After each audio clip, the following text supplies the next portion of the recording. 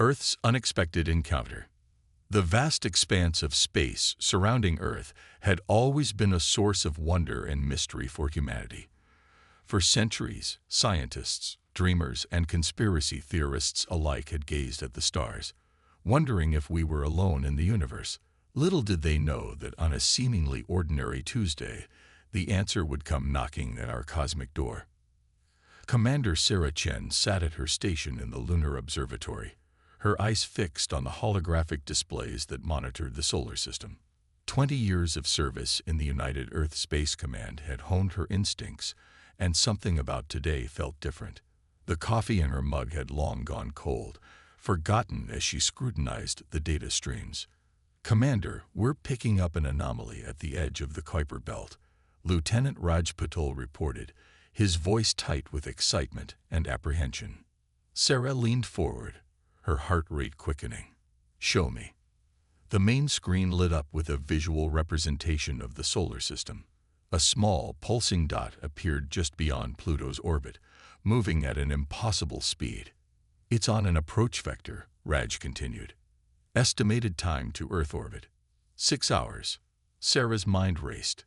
No human craft could move that fast. This was it, the moment humanity had been preparing for since the dawn of the space age. "First contact." "Sound the alert," she ordered. "I want every sensor we have trained on that object. And get me a secure line to the Secretary General." As the Lunar Observatory burst into action, Sarah couldn't help but feel a sense of pride. Humanity had come so far in the past few decades. The climate crisis had been a wake-up call, spurring unprecedented global cooperation. Nations had pooled their resources, and scientific advancement had accelerated beyond anyone's wildest dreams. The quantum communication network crackled to life, and the holographic image of Secretary General Amara Okafor appeared before Sarah. "Commander Chen, report." Sarah quickly briefed the leader of the United Earth government on the situation. Amara's expression remained stoic, but Sarah could see the mix of emotions in her eyes: fear, excitement, determination. "Activate the Sentinel Protocol," Amara commanded. "But remember, we're not looking for a fight. Let's show our visitors that humanity comes in peace, unless provoked." As the hours ticked by, the world held its breath. News of the approaching object spread like wildfire, despite attempts to keep it under wraps. Social media exploded with theories, hopes, and fears. Religious leaders called for calm, while military forces around the globe quietly moved to high alert. In low Earth orbit, the International Space Station, now a sprawling complex that served as humanity's first line of defense, prepared for the encounter. Captain Miguel Alvarez, a veteran of the Mars colonization mission, stood at the command center, surrounded by a diverse crew of the world's best and brightest. "All Aegis satellites are online and tracking the bogey," reported Dr. Yuki Tanaka, the station's chief scientist. "Quantum shields are at full power." Miguel nodded, his gaze fixed on the approaching point of light. Humanity's greatest technological achievements were about to be put to the test. The Aegis network, a web of advanced satellites capable of generating a planet-wide defensive barrier, had never been used outside of simulations. Today, it might be their only hope if things went south. As the alien craft entered the outer edges of Earth's sphere of influence, it suddenly decelerated, coming to a relative stop just beyond the Moon's orbit. The vessel was unlike anything humans had ever seen. A sleek, almost organic-looking construct that seemed to shimmer and shift as if it were made of liquid metal. "We're being scanned," Yuki announced, her fingers dancing over her console. "Multiple frequencies, some we've never encountered before." Miguel took a deep breath. "Let them look. Prepare to broadcast the first contact package on all known frequencies." Decades of debate and preparation had gone into this moment. The message, a carefully crafted combination of mathematical principles, scientific knowledge, and cultural information, was humanity's hello to the cosmos.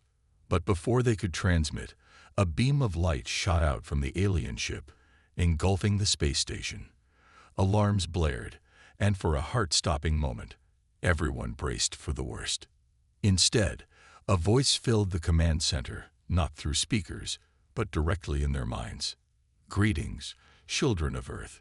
We are the Galactic Confederation, and we have come to welcome you to the interstellar community. The voice was neither male nor female, neither young nor old. It simply was, and it carried with it an weight of eons. Miguel, trained for this moment, spoke clearly and confidently. On behalf of humanity, we welcome you. We come in peace and look forward to peaceful dialogue. There was a pause, and then the voice returned, this time with a note of confusion. Your greeting is appreciated, but unnecessary. We have been observing your world for some time, waiting for you to achieve the necessary level of technological and social development for first contact. However, we seem to have underestimated you. The implications of that statement hung in the air. Humanity had not just been noticed, they had surprised their cosmic visitors. We detect energy signatures and technological capabilities far beyond what our models predicted for your species, the voice continued. Your defenses, in particular, are unexpected. At that moment, as if to underscore the alien's words, the Aegis system sprang to life. A shimmering, translucent barrier materialized around the Earth, a breathtaking display of humanity's crowning achievement in defensive technology. On the lunar observatory, Sarah Chen watched in awe as the quantum shield enveloped her homeworld. It hadn't been activated by human hands. The AI governing the Aegis network had deemed the alien presence a potential threat and acted autonomously. The alien voice spoke again, this time with a hint of what could only be described as respect. It seems we have much to discuss, humans of Earth. Your world is not the primitive planet we anticipated, but a force to be reckoned with. The Galactic Confederation extends an invitation for diplomatic talks. It appears the galaxy has a new player on the cosmic stage. As the gravity of the situation sank in, humans around the world and in space shared a collective moment of pride and apprehension. Earth was not just a tiny blue marble in the vast ocean of space. It was a fortress, a beacon of innovation, and now a surprise to the galactic community. The age of Earth's isolation was over. Humanity had not only reached for the stars, they had fortified their home against them. As diplomatic channels were established and preparations for the first face-to-face meetings began, one thing became clear to both humans and their alien visitors. Earth was not merely joining the galactic community.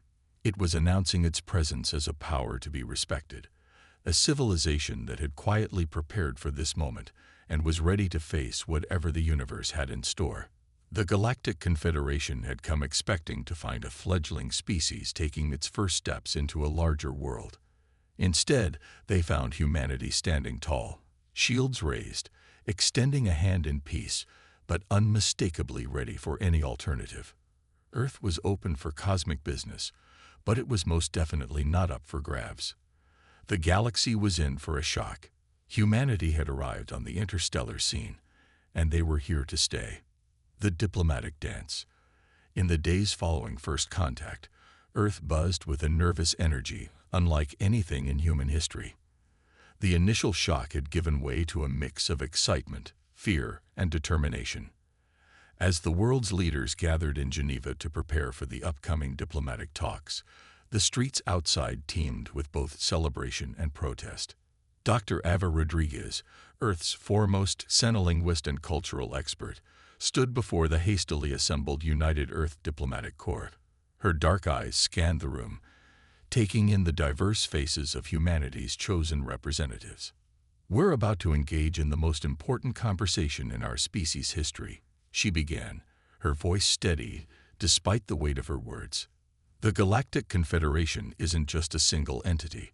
It's a coalition of spacefaring civilizations, each with its own agenda. Our job is to navigate this cosmic minefield and secure Earth's place among the stars." Secretary General Amara Okafor nodded gravely. "And we must do so from a position of strength. We've surprised them with our technological prowess, but we cannot afford to show weakness now." As the diplomats debated strategy, Aboard the International Space Station, Captain Miguel Alvarez oversaw the preparations for the arrival of the alien delegation. The station's largest module had been converted into a neutral meeting ground, a blend of human aesthetics and universal scientific principles.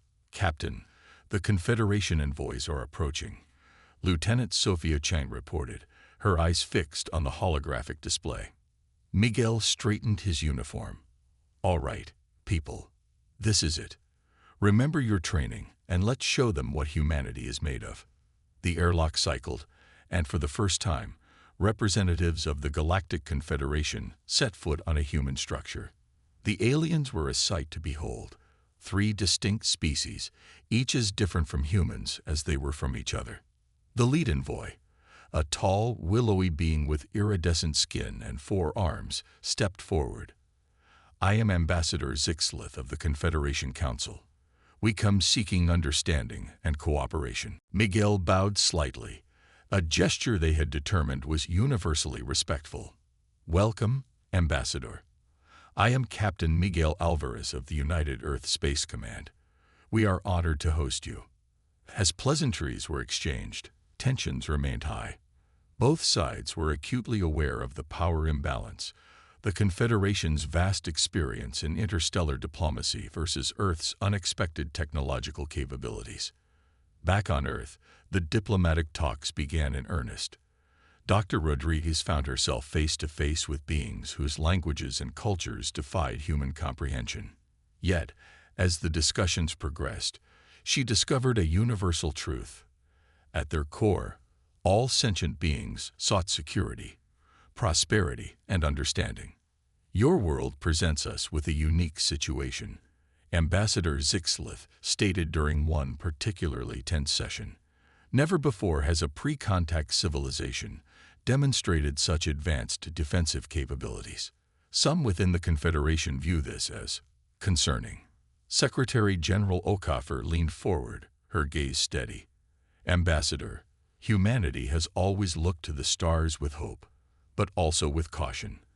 Our history is filled with encounters between cultures where one held a significant advantage over the other. The results were often tragic. We developed our technology not out of aggression, but out of a desire to meet new civilizations as equals. The ambassador's multifaceted eyes shimmered with what might have been approval, a commendable stance. However, it does not alleviate all concerns. There are factions within the Confederation who believe that Earth should be contained for the safety of the galactic community. A murmur of unease rippled through the human delegation. Dr. Rodriguez stepped in, her voice calm but firm. Ambassador, containment is not an option.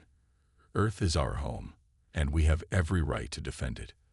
We're not seeking conquest or dominion. We simply want to take our place among the stars, to learn and grow alongside our galactic neighbors.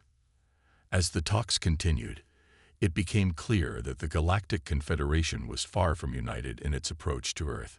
Some species saw humans as potential allies, impressed by their rapid technological advancement and resourcefulness. Others viewed Earth as a threat, a wild card in the delicate balance of galactic politics. Throughout it all, humanity stood firm. They offered cultural exchange, scientific collaboration, and trade agreements. But on one point, they were immovable. Earth's sovereignty was non-negotiable. Weeks turned into months, and slowly progress was made. The Confederation began to realize that humans, despite their relative youth as a spacefaring species, were not to be underestimated or patronized. One pivotal moment came when Dr. Rodriguez, in a stroke of diplomatic genius, proposed a novel solution to a deadlocked negotiation over technology sharing. Instead of focusing on what we can't share, she suggested, why don't we create a joint research initiative? A neutral space where scientists from Earth and the Confederation can work together on mutually beneficial projects. We can learn from each other without compromising our respective securities. The proposal was met with cautious optimism from both sides. It was a uniquely human approach, collaborative yet protective of their interests. As the diplomatic dance continued, Earth didn't just participate, it innovated. Human creativity and adaptability shone through, often finding novel solutions to age-old galactic problems. The Confederation representatives found themselves increasingly intrigued by these newcomers who approached cosmic diplomacy with such fresh perspectives. However, not all was smooth sailing. Reports began to trickle in of hardline factions within the Confederation making covert moves. Strange signals were detected at the edges of the solar system, and there were whispers of secret meetings between those who saw Earth as a threat to be neutralized. In response, Earth quietly bolstered its defenses. The Aegis system was expanded, and new technologies were fast-tracked for development. Humanity had extended a hand in peace, but they were prepared for any eventuality. As the first round of talks drew to a close, a new galactic reality was taking shape. Earth was no longer just a blue marble spinning in the cosmic void. It was a player on the interstellar stage, a force to be reckoned with. Ambassador Zixlith, in the final session, addressed the assembled delegations. The path forward will not be easy. Earth's emergence has disrupted millennia of established galactic order. But perhaps this disruption is exactly what the Confederation needs. A reminder that growth often comes from unexpected places. Secretary General Okafor rose to respond, her voice carrying the weight of humanity's hopes and determination. We stand ready to face the challenges ahead. Earth has much to learn, but also much to offer. We do not seek to dominate or disrupt, but to collaborate and contribute. The stars have been our inspiration for millennia. Now, they will be our destination. As the diplomatic summit concluded, both humans and aliens knew that this was just the beginning. Earth had secured its initial position in the galactic community, but challenges lay ahead. The Confederation was vast, complex, and not entirely welcoming. Yet, as the alien delegates prepared to depart, there was a palpable sense of possibility in the air. Humanity had faced its first cosmic test and emerged not just unscathed, but respected. They had shown the galaxy that Earth was not to be trifled with, a planet of innovators and defenders, extending a hand in peace but standing firm in their sovereignty. The message was clear. Earth was open to the wonders of the cosmos, eager to learn and explore. But it was also a fortress, a bastion of human ingenuity and resilience. The Galactic Confederation had arrived expecting to find a nascent civilization ripe for guidance or exploitation. Instead, they found a world that had silently prepared for this moment, ready to claim its place among the stars. As the alien ships disappeared into the depths of space, humanity looked to the future with a mix of caution and hope. The galaxy had been put on notice. Earth was here, humanity was ready, and the cosmic saga was just beginning. Galactic conspiracies unfold. The glittering spires of New Geneva rose against the backdrop of the Swiss Alps, a testament to humanity's resilience and adaptability. In the months following the initial diplomatic summit, Earth had undergone rapid changes. The newly constructed city served as a neutral ground for ongoing negotiations with the Galactic Confederation, its architecture a blend of human ingenuity and alien aesthetics. Within the secure chambers of the Earth Intelligence Network, EIN, Director Kira Yoshida studied a holographic display with growing concern. Streams of data, intercepted communications, and covert field reports painted a troubling picture. "It's worse than we thought," she murmured to her deputy, Alex Mbeki. "The hardliners within the Confederation aren't just talking anymore, they're planning." Alex leaned in, his brow furrowed. "How bad?" Kira manipulated the hologram, revealing a complex web of connections and encrypted messages. "Bad enough. We've identified at least 3 distinct factions actively working against Earth's interests. The isolationists want us quarantined, cut off from the rest of the galaxy. The exploiters see us as a resource to be harvested. And the dominators, they want to make an example of us, to discourage any other upstart civilizations." "Dan," Alex whispered, "do we have any allies out there?" A slight smile crossed Kira's face. "As a matter of fact, we do. Our cultural exchange programs have been more successful than we could have hoped." Several species within the Confederation are fascinated by humanity. They see us as a breath of fresh air in an old, stagnant system. As the EIN worked tirelessly to uncover the full extent of the conspiracy, aboard the International Space Station, now expanded and renamed Celestial Bastion, Captain Miguel Alvarez received an unexpected visitor. "Captain," the station's AI announced, "we have an incoming transmission from a cloaked vessel just outside our sensor range. They're requesting permission to dock and claiming asylum." Miguel's hand hovered over the alert button. This could be a trap, a way for hostile forces to bypass Earth's formidable defenses. But it could also be an opportunity. "Verify their intentions," he ordered. "Full scans, and have a security team standing by." Hours later, in a secure conference room, Miguel found himself face to face with Vexalia, a renegade information broker from one of the Confederation's most secretive species. "Your world is in grave danger," Vexalia began, her voice a melodic whisper. "The factions aligned against Earth are more powerful than you know." They'd been manipulating Confederation politics for centuries, ensuring that younger races remained subjugated or exploited. Miguel leaned forward, his voice tight. "Why tell us this? Why risk everything to warn us?" Vexalia's multifaceted eyes shimmered with what might have been admiration. "Because you're different. In all my cycles, I've never seen a species like humanity. You're young, yes, but also fierce, creative, and unbound by the stagnant traditions that hold back so many in the Confederation. You might just be the catalyst needed to bring real change to the galaxy." As Vexalia shared her intelligence, the locations of hidden fleets, the identities of corrupt officials, the details of planned sabotage attempts, Earth's leaders sprang into action. In New Geneva, Dr. Eva Rodriguez found herself working closer than ever with Ambassador Zixlith. The alien diplomat had proven to be one of humanity's staunchest allies within the Confederation. "Your warnings were prescient, Dr. Rodriguez," Zixlith admitted during a late-night strategy session. "The factions arrayed against Earth are deeply entrenched, but their actions have exposed corruption that has long festered within the Confederation. You've given reformists like myself the opportunity we've been waiting for." Eva nodded grimly. "We're happy to help, Ambassador, but Earth remains our primary concern. How do we protect our world from these threats?"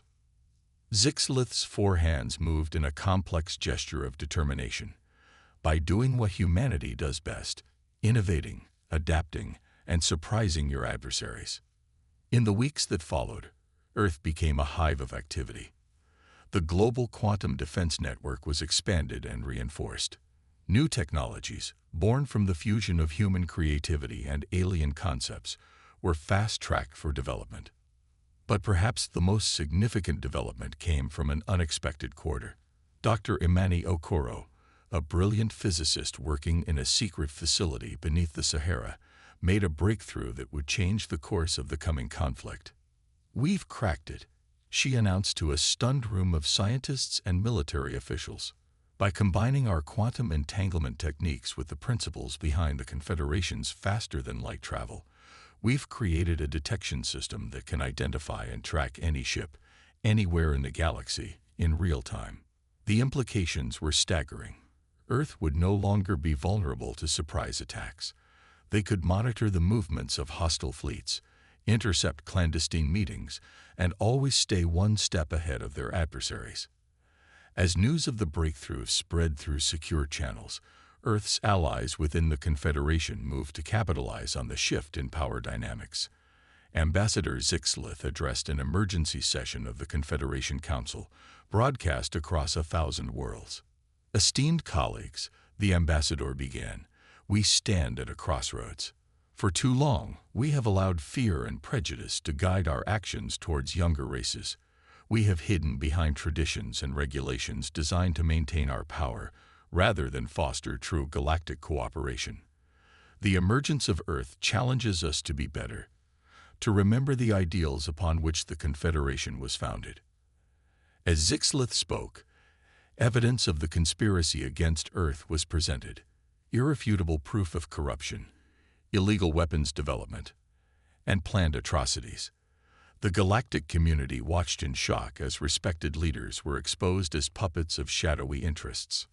Back on Earth, humanity prepared for the worst while hoping for the best. Military forces were mobilized, but so were diplomatic corps and scientific teams. Earth's strategy was clear. They would defend themselves with all their might, but also extend a hand of friendship to those who chose to stand with them. In orbit, the celestial bastion hummed with activity.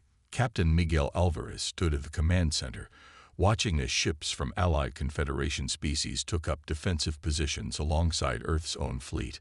"Never thought I'd see the day," his XO, Commander Yuki Tanaka, mused. "Humanity, fighting alongside aliens to defend our home." Miguel nodded, a small smile on his face. "That's always been our strength, hasn't it? Bringing people together, finding common ground in the face of adversity." As the combined fleet prepared for the possibility of conflict on the surface, another kind of preparation was underway. In laboratories, universities, and tech hubs around the world, humans worked tirelessly alongside their new alien allies. They weren't just developing weapons, but solutions, new forms of energy, advanced medical techniques, revolutionary approaches to sustainable living. Earth was transforming into a beacon of innovation and cooperation, a shining example of what was possible when different species came together in the spirit of mutual respect and shared progress. But the forces aligned against Earth were not going to go quietly. As the reformist movement gained traction within the Confederation, the hardliners became increasingly desperate. Intelligence reports suggested they were consolidating their forces, preparing for one massive strike to put the upstart humans in their place once and for all. In the depths of space, vast fleets of warships began to move. On distant worlds, secret weapons were armed. And in the shadowy corridors of power, the final pieces of a grand and terrible plan were put into motion. Earth stood on the brink of its greatest challenge. The conspiracy had been uncovered, alliances had been forged, and innovations had been made. But would it be enough? As the galaxy held its breath, humanity prepared to fight not just for its own survival, but for a new vision of what the galactic community could be. The stage was set for a conflict that would determine the fate not just of Earth, but of the entire Galactic Confederation. And at the heart of it all stood humanity, young, bold, and unafraid to challenge the status quo. The galaxy was about to learn just how formidable humans could be when pushed to their limits. The battle for Sol. The silence of space was deceptive. To the naked eye, the void beyond Earth's atmosphere seemed calm, undisturbed. But to those monitoring the quantum detection grid, it was a maelstrom of activity. Hundreds of ships, previously cloaked and undetectable, suddenly blinked into existence at the edges of the solar system. In the command center of the celestial bastion, alarms blared. Captain Miguel Alvarez's voice cut through the chaos. "This is not a drill. All personnel to battle stations. Initiate Defense Protocol Omega." Across Earth and throughout the solar system, humanity's preparations were put to the test. The Aegis defense network hummed to life, a shimmering barrier enveloping the planet. In orbit, a fleet of Earth ships, alongside their alien allies, moved into formation.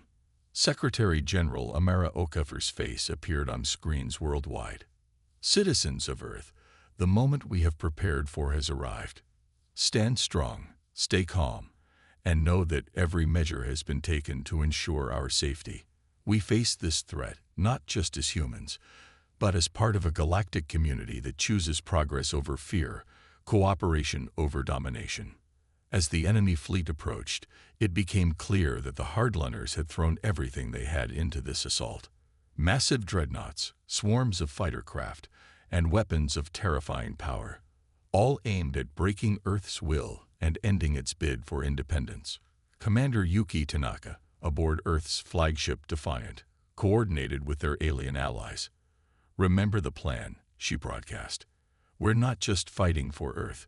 We're fighting for a new future for the entire Confederation."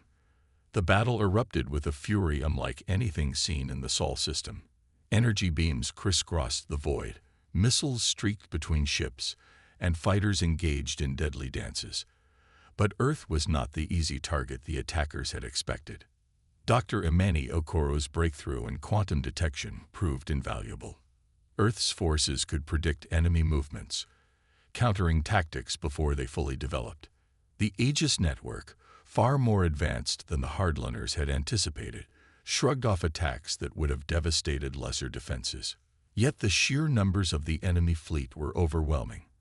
As the battle raged, it seemed that for every ship destroyed, two more took its place.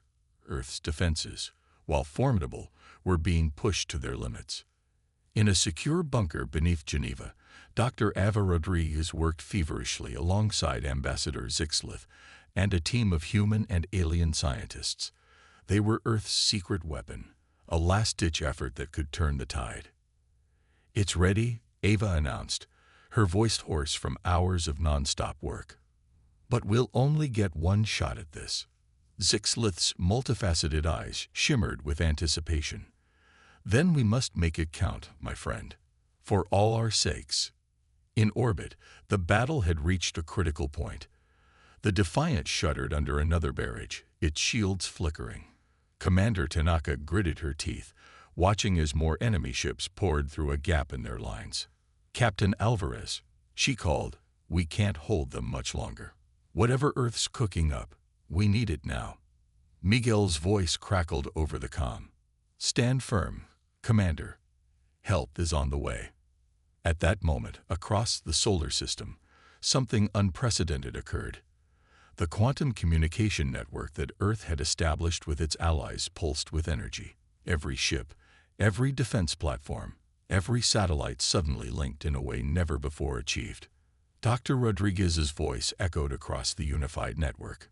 "This is Earth broadcasting to all forces, initiating Operation Harmony. Stand by for synchronized quantum leap." What happened next would be debated and studied for generations to come. In a single, coordinated moment, every ship and structure in Earth's defense network performed a micro-jump through quantum space. The maneuver, impossible by conventional physics, allowed Earth's forces to instantly reposition, closing gaps and encircling enemy formations. The hardliner fleet, caught completely off guard, fell into disarray. Ships collided, carefully planned formations crumbled, and coordinated attacks fell apart. But Earth wasn't done. The quantum leap had another purpose. It created a momentary subspace bubble around the entire theater of battle. Within this bubble, the laws of physics could be subtly altered. "Now," Dr. Rodriguez shouted, "activate the harmonic disruptors." Across the human and allied fleet, a new type of weapon powered up. Instead of launching destructive energy, these devices emitted precisely calibrated quantum frequencies. In the altered subspace, these frequencies interfered with the very fabric of reality around the enemy ships. The effect was catastrophic for the attackers. Weapon systems misfired, engines sputtered and died, and in some cases, hulls simply phased out of normal space. Without firing a single additional shot, Earth had neutralized the greatest threat it had ever faced. As the subspace bubble collapsed and normal physics reasserted itself, the remains of the once mighty hardliner fleet drifted powerless. Emergency broadcasts filled the comm channels as ship after ship surrendered. On the celestial bastion, Captain Alvarez watched in awe as the quantum detection grid showed the last pockets of resistance falling away. "I'll be damned," he whispered. "We actually did it." The battle was over.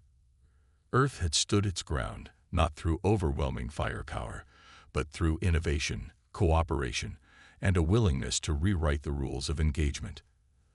The message to the galaxy was clear. Humanity was not to be underestimated. As the adrenaline of battle faded, the enormity of what had transpired began to sink in. This wasn't just a victory for Earth. It was a paradigm shift for the entire Galactic Confederation. The old guard had been decisively defeated, their corrupt practices and oppressive ideologies laid bare for all to see. Ambassador Zixlith, speaking from Geneva, addressed the galactic community. "Today marks a new beginning. Earth has shown us that progress comes not from clinging to old ways, but from embracing new ideas and fostering cooperation between all sentient beings. The Confederation will be reborn, stronger and more just than ever before. As the solar system slowly returned to a state of uneasy peace, humanity faced a new challenge, helping to shape the future of a galactic society. Earth had earned its place among the stars, not just through force of arms, but through the power of its ideas and the strength of its convictions. The battle for Sol was over, but Earth's journey was just beginning. The stars, once distant and unreachable, now beckoned with infinite possibilities. Humanity had faced its greatest test and emerged not just victorious, but transformed. The galaxy would never be the same again. A new era dawns. The Sol system, once a hidden backwater in the vast expanse of the galaxy, now stood at the center of a cosmic revolution. In the weeks following the battle for Sol, Earth had become a beacon of hope and change for countless species across the Galactic Confederation. On a crisp autumn morning in New Geneva, Secretary General Amara Okafor stood before a sea of faces, human and alien alike. The newly constructed Unity Plaza buzzed with anticipation as delegates from 100 worlds gathered for a historic occasion. Today, Amara began, her voice carrying across the plaza, and to billions of viewers throughout the galaxy, we do not simply celebrate a military victory. We celebrate the birth of a new era, an era of true cooperation, mutual respect, and shared progress. As she spoke, holographic displays showcased the rapid changes sweeping through the Confederation. Corrupt officials were being ousted, oppressive policies dismantled, and new alliances forged.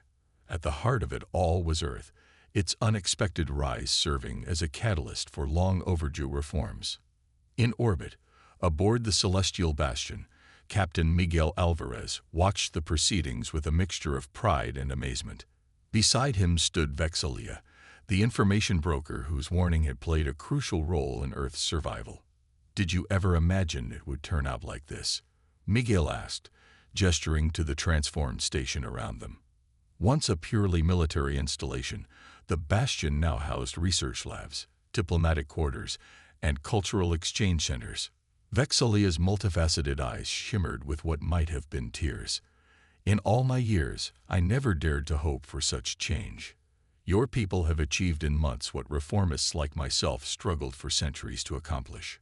But Earth's newfound prominence in galactic affairs came with its own set of challenges. Dr. Ava Rodriguez, now serving as Earth's primary liaison to the Confederation, found herself navigating a complex web of interstellar politics.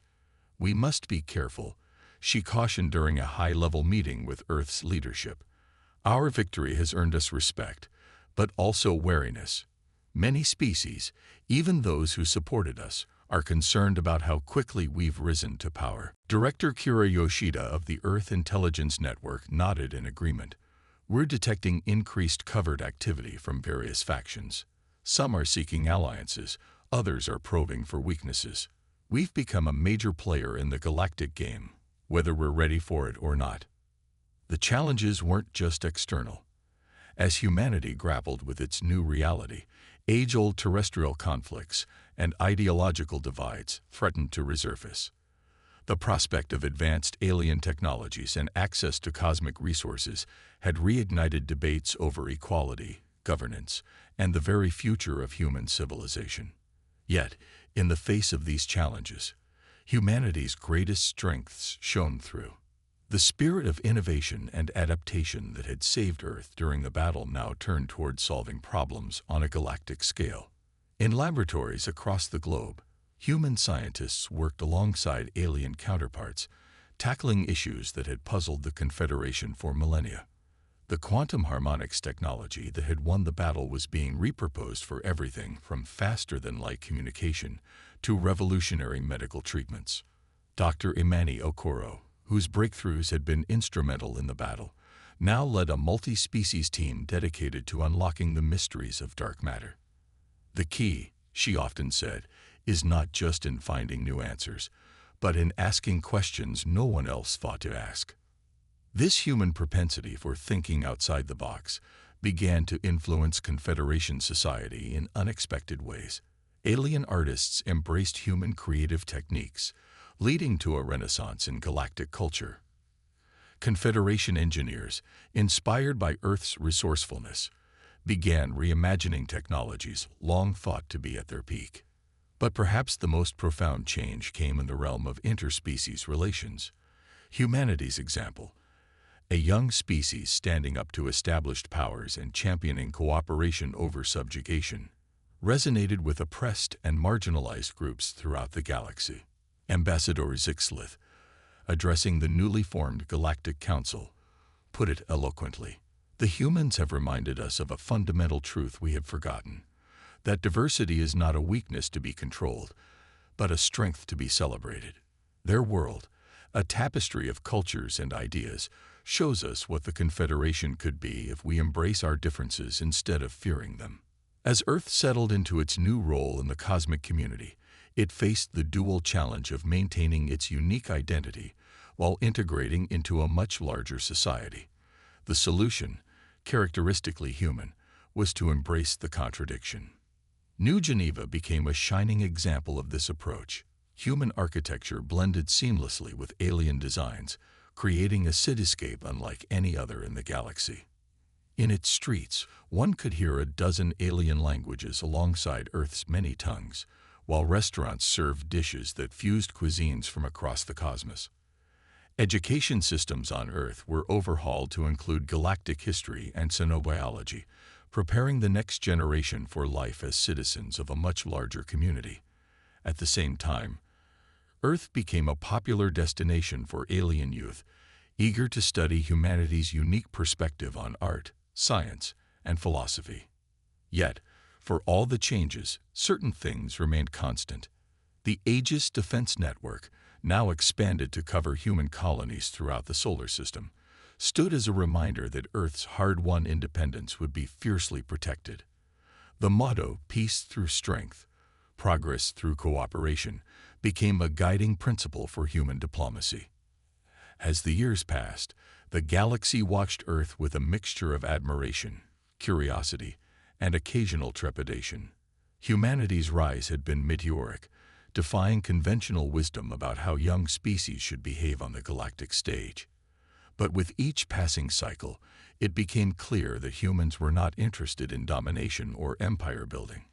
Instead, they sought to be a catalyst for positive change, a force that challenged stagnant thinking and fostered innovation.